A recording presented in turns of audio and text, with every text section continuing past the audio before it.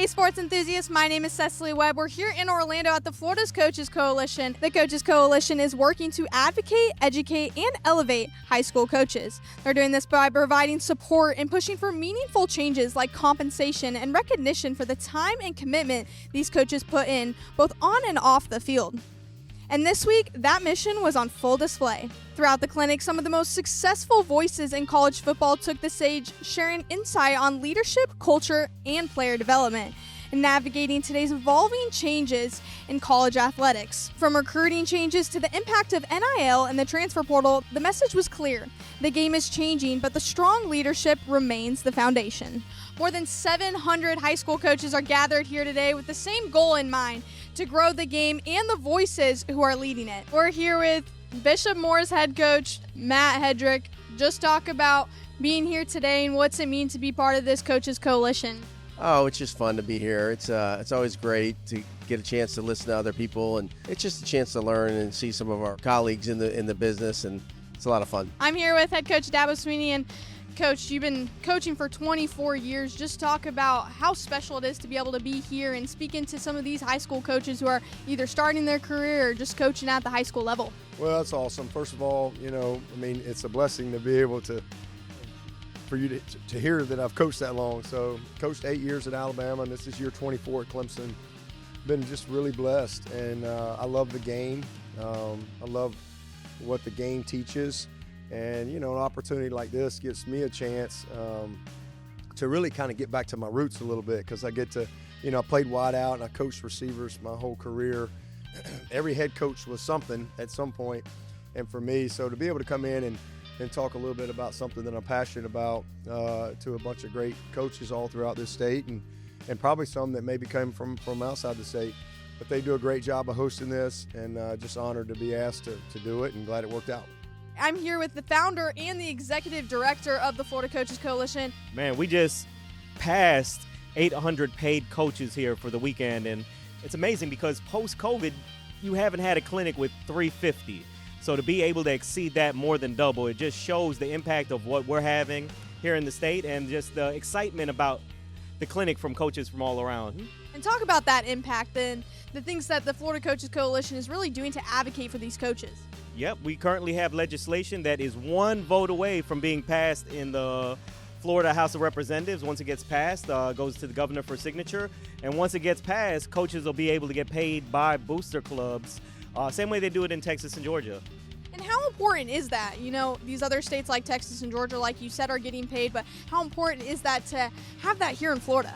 Massive, because the average high school coach in Florida averages just a hair above $4,000 a year. You go to Georgia, the average in all of Georgia now is over $70,000. You go to Texas, they're in the six figures. And our coaches do the same work. Our coaches work harder. I mean, it's incredible just how big of a gap there has been. And we're this close away from solving the problem. All right, we're here with Dan LaForest, and a man of many hats. You kind of play a lot of different roles. So just talk about what you've gotten into the space in NIL. Yeah, it's kind of an interesting space because it's not just money, it's contracts, it's how things are structured. These coaches are the unsung heroes. They're giving more time than they ever have historically. They don't coach a season anymore. They're with these kids 365 days a year, and they're not fairly compensated for it. If you look at the pay in Florida for high school coaches, it hadn't changed over 20 years. And we've always bragged about, we have the best football players in the country. Where our coaches should be in the same stratosphere. Our coaches shouldn't be in the bottom 5 paid in the United States, and our football players be in the top 5 as far as high school football players produced, and that being Division I players, NFL, and Hall of Famers. The kids from Florida always represent Florida well. I don't know if people really realize how much time goes into coaching high school football nowadays if you want to do it the right way. And it's a year-round job. You're talking about, we're already doing off-season conditioning in January and February, and we hope to be playing into the middle of December. So it is a year-round job. You've got to hit them in the weight room. You've got to make sure, they're on top of their grades. You got to handle behavior issues. You got to deal with parents. And we haven't even talked about coaching ball yet, game planning and calling plays and all the fun stuff. So it's an important job, and you can take the getting the scholarship, facet out of the equation, because not every kid is going to go off and play college football. But if you coach high school football, we're in the business of molding young men. And I think that's an important job. I think that people in the state of Florida, the communities understand that and would be willing, right, to help coaches get paid, a livable wage. Coach, 14-0, state champs. Just speak on that. Oh man, it's a great feeling, to be able to go 14-0 and cap it off with a championship. I think, just the kids set out, after last year's loss in the state finals. We wanted to kind of revenge our loss, and, we set out in the spring to do it, and, we came out on top. And I mean, you talked about the 17 players that you signed. That's awesome. And speak about what is the things that you do to develop these players to just get them ready for that. It starts with the mental, start mentally up top with the mindset, just understanding what it is that the focus needs to be, and keep the main thing, inside the classroom when they come prepare, for football. Also when they're away, continuing to work on their craft to get better, and then ultimately just understanding the end goal of what they want, and just kind of like cultivating and helping them grow, and just get to what they need. In this player advisory role, my goal is to teach coaches and players the best way to develop kids for the fit that is in college football. College football is ever changing with the portal and NIL, and the fit and the fundamentals are what is paramount to learn at this level. You talk about those fundamentals being an important part, especially at the high school level. Just speak on how important it is that these athletes get taught those fundamentals before they go into college and that level. Yep, because you can see it on tape immediately. And literally in the NIL world and with scholarships, you pay for that stuff to already be taught. That's kind of the first step to getting into college, is being understand fundamentals, because when you turn game tape on, you can see it immediately. And with the access to technology, there's no hiding it. So it is, again, at any level, there's always development and there's always ways to improve.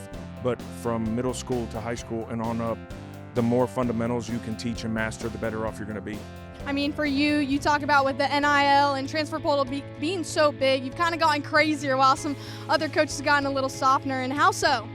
Well, I think the standard of what it takes to become a great player hasn't changed. And the way you coach a player to become their best, it takes everything you have as a coach to get a guy to become his best. And so just because there's money involved or a guy could leave, you can't change how you coach. And so for us, I'm a firm believer great players want to get coached.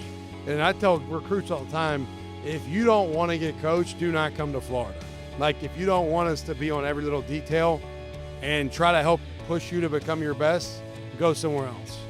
And I mean, being here today, being able to speak in front of all these high school coaches, what do you hope they glean from you when you were speaking?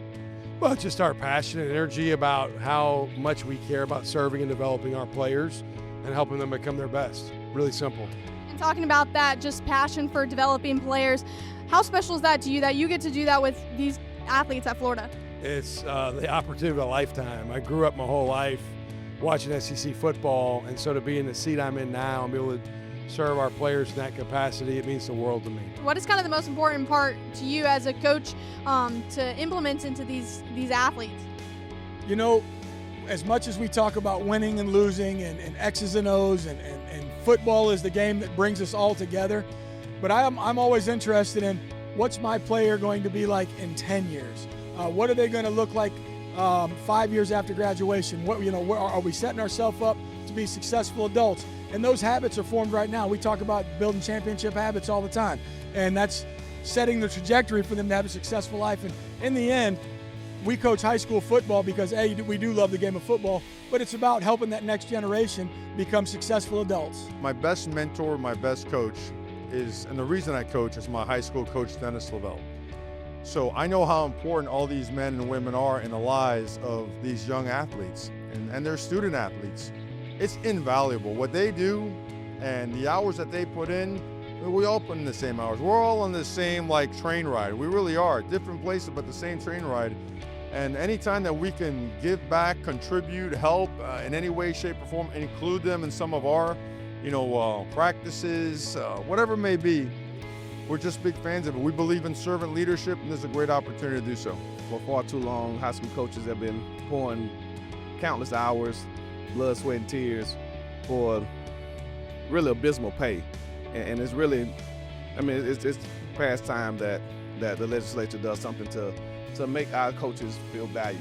For you, what's the most rewarding part? I mean, seeing how far the Florida Coaches Coalition has gone to getting, the advocation for the compensating on the wages.